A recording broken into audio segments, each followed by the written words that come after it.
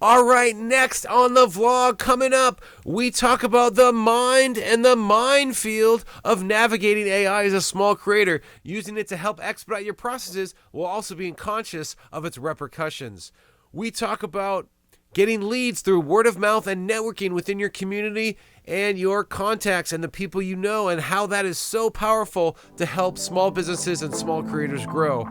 We talk about being a parent and navigating, figuring out the summer camp thing, and if it's springtime and you even don't have anything figured out, hey, you might be SOL with getting your kids into a summer camp. And finally, we talk about what it's like to get our parents into a retirement home as a Gen Xer, getting the baby boomers into a retirement home and transitioning out of their house. All that and more coming up on the Sam Jack Talks Back vlog. Here we go!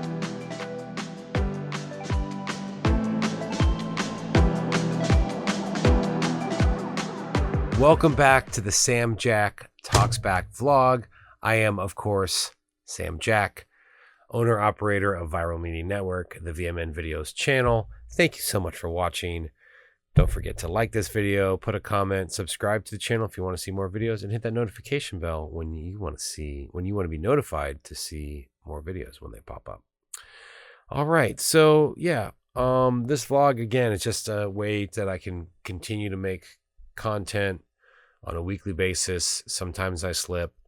I feel like it's almost AA. Like I say, I'm consistently staying inconsistent where you slip and you get off the wagon or something, you know, if you're trying to recover and you're like, I'm going to go to this weekly, and then you end up not and whatever. And it's a weird analogy, but yeah, it's basically like a journal of my professional and personal growth and just sort of thoughts that I've been having throughout the week and sharing my personal stories and what's going on in my life. First, I'm going to talk about the AI. I talked about it last episode and a couple other vlogs, but VidIQ, I know TubeBuddy is another option that help analyze and draft descriptions and thumbnails and all this helpful stuff within. It's like a plugin within YouTube, and then using Riverside, which helps makes clips. Opus Clip is another one. The links will be in the description, but like these are such helpful tools because I'm not an editor. I don't have time to pay. I don't have money to pay an editor for my personal projects. You know, none of these are generating revenue yet. So it's a great way to put out shorts and to help me clip out the bad stuff and, you know, export it to different formats for YouTube, and then, you know, like more of a square export 4x3 for Instagram and whatever. But you know, I always struggle with the fact that, you know, it's polluting the planet and it's causing a lot of, you know, energy drainages on the grid and whatnot. So that's just kind of where I'm at with that. But these tools, again, I pose the question of like, can you dabble in it and be okay with just a little bit here and there and wipe your hands of all the dirty stuff? Or do you have to just completely, you know, wean yourself off of it and be like, I'm making a stand? So I pose that to all of you out there. Thanks to the small audience, small dedicated audience. But I know the more I do these, the repetition, it'll catch on hopefully. And if not, you know, there's someone that commented something about like, oh, you're very viral. What's the term viral when you have 5 views or whatever? Well, you know, it's kind of an antiquated term of the business, but it's stuck, and I guess I'm too lazy to change the name. Yeah, thanks for watching. And, you know, these are just my thoughts, and I hope to have a good dialogue with the comments and, you know, respond to them in the next vlog and whatever.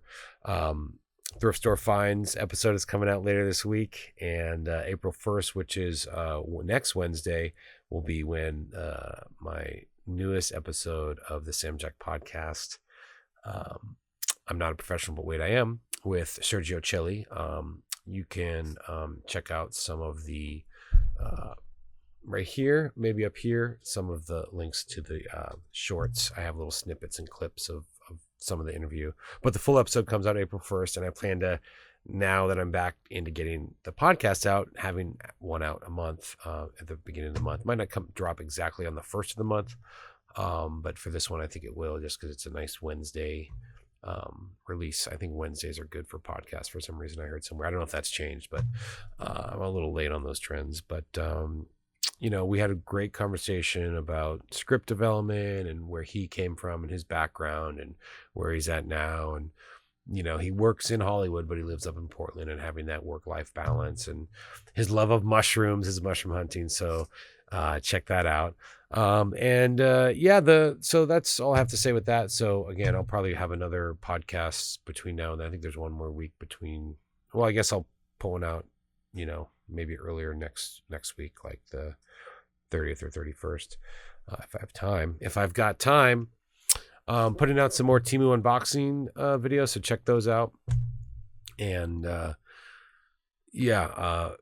if they're not up here in the iCards, I don't know if I'll have those out by the time this vlog gets released, but that's why you like, subscribe, and share. Oh my gosh, that pop-up, like something's happening. I don't know what I'm doing, but like I did something before where it like caused like confetti. The thumbs up just happened. So there's some rogue program that's doing that. So if that's really weird, but hey, kudos. Whatever I'm doing, that's a good sign, right? And then, so I'm getting some leads. I have a festival in the neighborhood that I've heard a little bit back for, so I'm working on a pitch deck for them. So wish me luck. It's basically an outdoor festival that has multiple stages of local and regional performances of music and other performances, or dance competition stage. And so I'm trying to put in a bid for a multi-camera live stream those stages. So if I get the bid, that's going to be a great project, and stay tuned. And then another lead I had is there's another parent at the school who does marketing, and I always try to team up and partner with marketers, because I'm not a marketer. I can kind of come up with some ideas, but I'm more of the technical, hey, let's make a video, and I can come up with concept and stuff, but I'm not as good with, and again, as you can see, with staying consistent with my own marketing in the vlog. I mean, this vlog is essentially a little bit of a marketing for me as a brand and a person. But nonetheless, it's for a company down in LA. I'm not going to disclose what the company is or whatever, but they have an interest in doing evergreen content, producing content, promoting their brand, promoting their outreach. They have like awards they give out to people in the community. They have certain centers, where they conduct their business, and it's kind of a community gathering spot. So like highlighting that and just coming up with fun and interesting ways to present their services and products without being too pitchy or too overly commercially or whatever. So it's a good challenge. And there might be one other lead. I revisited someone who's interested, a chef who's interested in doing like a cooking podcast. So I originally wanted to do like a cooking show, like a how-to, but they're more interested in kind of like a talk show, sort of talking about behind the scenes and whatnot, of like the ins and outs of running a restaurant and what to experience and what to look out for when you're, running your own business or starting your own restaurant and being a restaurateur, and, stories from the field, so to speak, and almost like a Kitchen Confidential. If you're familiar with Anthony, I mean, a lot of people are familiar with Anthony Bourdain, but a lot of people don't know that he originally got his fame from a book he put out, Kitchen Confidential. And that really put him into that kind of celebrity. And then he became a personality and started getting his shows and whatnot. But stay tuned for that. So again, that's another thing that I offer as far as that's kind of where I want to keep my specialty, is podcast production, multi-camera, live event coverage. Podcasting is a similar setup if you do video, but if it's audio only, we can do that as well. And what's great about podcasting is if you do it right, it is evergreen content. Evergreen content is really where you want to go. I mean, political stuff gets a lot of views, but like after you watch it, it gets stale because like something else happens. I mean, you can go and revisit stuff, and just see, what was the political climate like back when or whatever. But for the most part, you want to sort of create like, I'm talking about theoretical stuff here. Some of the stuff I'm talking about is sort of time sensitive, but in general, we're talking about personal and professional development, AI, which is an ongoing issue.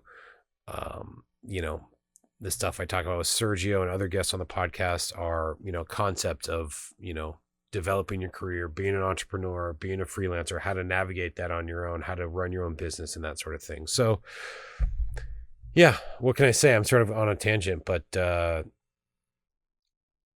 anyways, these leads are great. And, I don't have a CRM system. I have sort of a spreadsheet of some past clients, but I don't actively, do email marketing or newsletter or anything like this. I just kind of like do my own content and then, reach out to people if I'm interested. Like I cold called this local festival, and I've been trying to reach them. And there's some other, companies and festivals, live event festivals that would really be awesome to work and do, as far as live stream them as live events, multi-camera, live streaming, cover it like a TV broadcast essentially, but live streaming. And the word of mouth networking is great because that person knows you on a personal or professional level. And even if it's a professional level, there's a personal connection there. You get along with people you work with, and you don't want to do business with people you don't get along with. You don't get along with people. You tend to not do business with them unless you're forced to, and it's not your own business. But typically you choose your clients based on the comfortability and whether you guys are kind of on the same page. If there's a personality, difference or clash, you're not going to want to do business with that person. So having that connection with that person, they're going to go to bat for you. They're going to almost be like an agent or a manager, and really sell you. And if you can do something that's mutually beneficial. So like, for instance, I said, my parent friend, she is a marketer, but she doesn't do video. I do video, and I can kind of help come up with ideas, but I'm not good at marketing and, where to place them. I know a little bit, I try to do my best, but as far as really coming up with campaigns, that's something that she's really good at. So partnering with someone like that, or like, say, if I can partner with an advertising agency and be the video person, for them, do video, that kind of thing, or venues, partnering with venues. So you try to think of these creative ways, or like the podcast coming out soon after. I think the next one's going to be Offie, and then I'm going to have Tone on. So that'll be, let's see, May will be Offie, and then June will be Tone. He shares this studio space with the Bay Area Mural Project because he is their exclusive producer of their podcast and getting coverage and then, shooting their content, their marketing content. He's their main videographer for all their stuff and covering, when they do a mural and, press releases and public announcements and all that kind of stuff. Or they do a little promotional video, and he also does their podcast. So he's able to trade that for office space in their office. So being creative like that as an entrepreneur is really important. And, again, creating that community, they can now recommend Tone to other people. So it's all about creating that networking, creating the community, creating those relationships. So they're going to want to go to bat for you. Some of you already kind of know this, but again, it's just creating that community, being friendly with each other, reaching out, and really just going after what you're passionate about. You're going to want to do projects with those kind of people, right? Because like my specialty is video, but I love music. So if I can do live music, that's why I want to do this. That's why I'm trying to put in a bid. Well, I'm putting up a slide deck, a proposal to this live festival because I want to shoot live music. Because mainly in my professional realm, when I just get hired as a crew member, I'm doing sports. I'm not doing a lot of concerts, right? I do a little bit here and there at Shoreline Amphitheater, but again, I digress. I'll move on to the next subject, because I think I've talked that to maybe not its limit, but enough for this vlog. Being a parent and navigating summer camps. Oh my God, this is just, if a lot of it happens in January, February is when camps get available. Really popular camps. Some of them are small, so they fill quickly, or they're just really popular. And literally it's like Ticketmaster. Like you log in and you're in hold or whatever. And it's like, oh, availability is until 10 o'clock and it's 9:55. And then at like 10:01, it's like full or something, you know what I mean? Or like you got to keep clicking and refresh it to try and get a spot. Summer camps will go super quick, the private ones. The City of Oakland camps, I'm not sure about City of Berkeley or City of San Leandro. Those tend to be a little bit easier to get into. Of course, the popular ones are harder to get into at the popular, parks and whatnot. But anyways, I feel for you if you're another parent going through this, because it's ridiculous. And like me and my wife are like, well, you know what? We want to go on vacation. We want to spend time with each other if we can. We both work for ourselves, so we can hopefully. And it's a daily struggle, monthly struggles, an ongoing struggle of knowing when we've worked enough that we can carve out time to really spend time away from work and time with our family and being intentional in that. So you don't have to feel, some parents have to go into the office during the summer, have a 9 to 5 all through the summer. They're not, if you're a teacher, you get the summers off, right? Or something like that. Or if you work for yourself, like I said, you can navigate that time and try to carve out some summer time. We always take, the 4th of July off, and we make sure that our monthly income is met before that. But they have to get their kids in summer camps because it's like kind of like a daycare, or it's substituting school, because as much as they want their kid educated and stuff, they have to have their kid at school so they can go work, right? And so we're trying to create a world where that's not always the case. And that's the power of being an entrepreneur and working for yourself and being a freelancer. So kudos to you. I love it too. It's a wonderful world. It can be risky at times, but yeah. And then finally, my mom moving is, a big process and can be kind of frustrating. But we're working it out. And I, put in a comment if you've experienced this too. Like, she's been kind of getting rid of a lot of stuff over time. And so she doesn't have a whole lot, but she lives by herself, and she's really, I don't say manic is the right word, but like, she doesn't have a full schedule day to day. So she's just kind of going around the house, and most of it's packed up, but she's sort of living there the last couple of days. We found a really nice place. Every time we're there, super friendly. When I was there on Sunday, it just, her birthday's today, by the way. We were in there on Sunday. They had a band come in to set up and do like a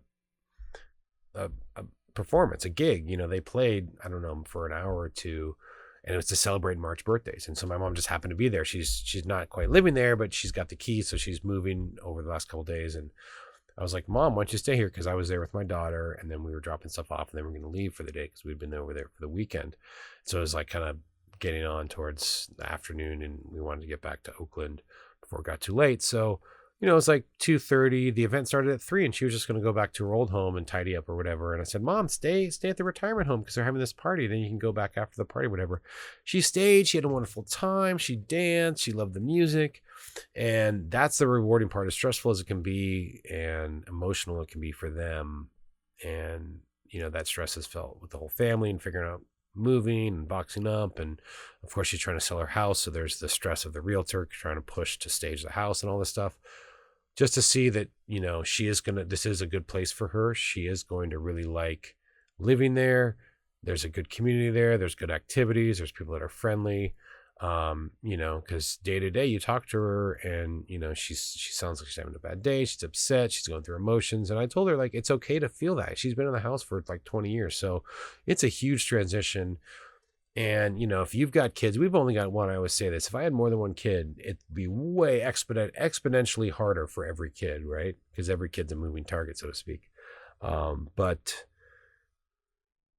trying to keep up, my wife was out of town for like 4 days. So I was single parenting, going down there to help move, but also they were helping look after my daughter while I worked. And we've been doing a lot of stuff at home and trying to keep our home up. And we're also buying a family property and we have to renovate that. So it's like the world keeps on spinning around. There's always challenges. And then things like this, everything, it's like the movie, everything happens all at once. I think that was one of my earlier vlogs, but everything in the world happens all at once. What was the name of the movie? Anyways. So yeah, just some thoughts. That's the latest vlog. Look out for every first of the month for new podcast episodes.